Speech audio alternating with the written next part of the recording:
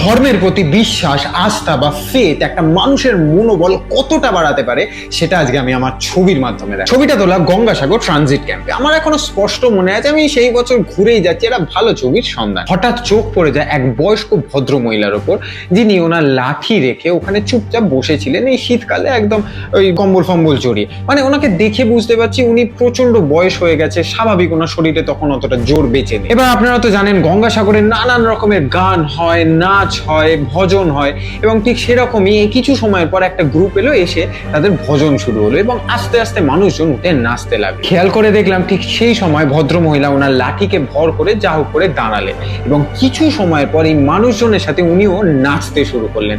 Two some extent I was very surprise যে যেই ভদ্র মহিলা এতক্ষণ এরকম ভাবে বসেছিলেন, এরকম সরজড় হয়ে, যার শরীরে এখনো তো বল নেই, তিনি এতটা এনার্জি, তিনি এতটা শক্তি পাচ্ছেন কোথা থেকে? এই রাম ঠাকুরের ভজনে মগ্ন হয়ে উনি যে অন্য দুনিয়ায় পা রেখেছেন সেটা আমি বুঝতেই পেরেছিলাম। তখন আমার মাথায় আসে এই যে ওনার যে এখন স্টেট অফ মাইন্ড, ওনার যে এখন যে মানসিক অবস্থা, সেটাকে যদি আমি ছবির মাধ্যমে দেখাতে পারি ছবিটা কেমন হয়। সারিয়ালিজম, ফ্ল্যাশ আর স্লো শাটার, এই তিনটে মিলিয়ে আমি একটা সিরিজ তৈরি করেছিলাম এবং এই সিরিজটা প্রচুর মানুষের ভালোবাসা পেয়েছে। আপনাদেরকে হয়তো এখনো দেখানো হয়ে ওঠেনি কারণ এই ছবিগুলো একটু অন্য। ছবিগুলো দেখুন, আশা করছি আপনাদের ভালো না লাগলেও একটু অন্য ধরনের তো লাগবে।